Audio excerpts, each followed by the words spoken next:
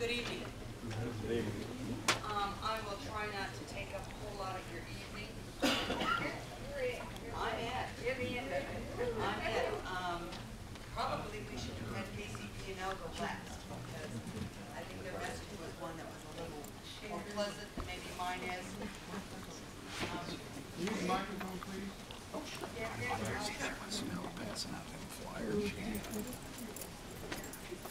Ms. McClure is distributing some copies of a couple of different documents, and the first document is the list of all the public budget hearings that we're having this budget season. Until last year, it was the practice of the council. It's required by charter that we have one public budget meeting. Last year we had 3. This year we're having 1 in each district. So there should not be any reason why every citizen can't come to a formal budget hearing if they choose to come. I am also available to go talk to any group that wants to hear what I have to say at this point about the budget. So please, if it's important to you, I hope that and anyone from any district can attend any of the hearings. So if you have any questions about that, feel free to ask. But I believe the 6th district is on February 19th, and it's at Hillcrest Community Center from 6 to 8.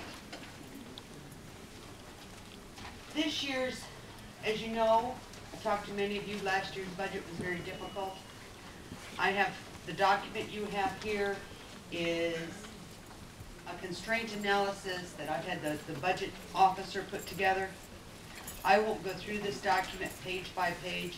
I'm going to speak of it and about it. If you have any questions specifically, I'd be glad to answer them. There has been many here that the city of Kansas City, Missouri has a $1.3 billion budget, which we do. But in saying that, it's very misleading because the council does not have $1.3 billion to allocate. In fact, last year, the council, by the time we took care of, the enterprise funds, water department and aviation, those are dollars that by federal and state law, the council has no access to. The dollars that are collected for your water bills or fees that airlines pay at the airport cannot be used for police, cannot be used for any other purpose except for the respective organizations. So aviation dollars stay at the airport, both airports, downtown airport and KCI. Water department dollars have to stay with the water department. By the time we remove the enterprise funds and debt payments, the council last year had $490 million to allocate, which still sounds like a lot of money. Of that $490 million, $315 million went to public safety, fire and police, leaving the council $175 million for everything else. And that is everything in neighboring community services, finance, budget, everything else that we do. Animal control, MCI, the city jail, everything else that we do. If you've heard some of the news reports, our staff, and I'll go on about PFM in a moment, the consultant that we hired to look at some of this for us, are projecting, and people say, why does the number keep changing? Because you may have heard 84.7 and 90.1, and now it's, I think, 85 point something. The number is, the reason the number shifts, believe me, we have staff watching this very closely, and it depends on the interest rate being paid one day and what they can project off utility taxes. Last week, our budget officer was dancing most days. It was cold and it was dry, which meant we weren't removing snow, but our utility taxes would be up. So when you hear, they do know what the dollars are. The change is the change day-to-day projections of income and expenses. The projected shortfall for this upcoming year, I'm going to use the number tonight, is $85 million.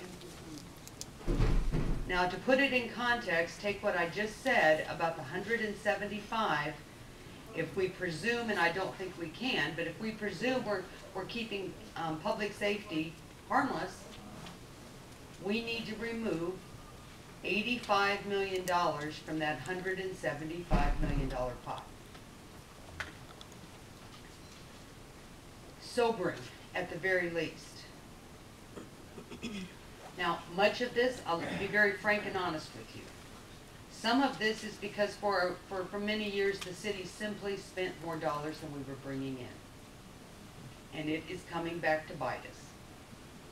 More than half is what you read every day in the paper. It is the national economy. According to projections, we are to lose, before this is over, another 20,000 jobs in Kansas City. I hope those projections are absolutely wrong, but that is what we're being told. The economy, the national economy, is having desperate impact on us also.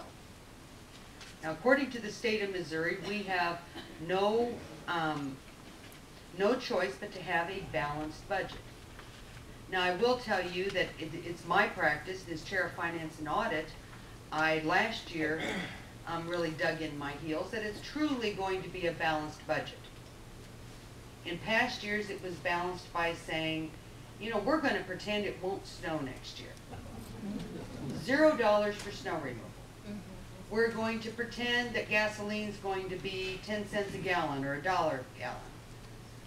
We're going to pretend that the trees won't grow. We don't have to trim trees anymore.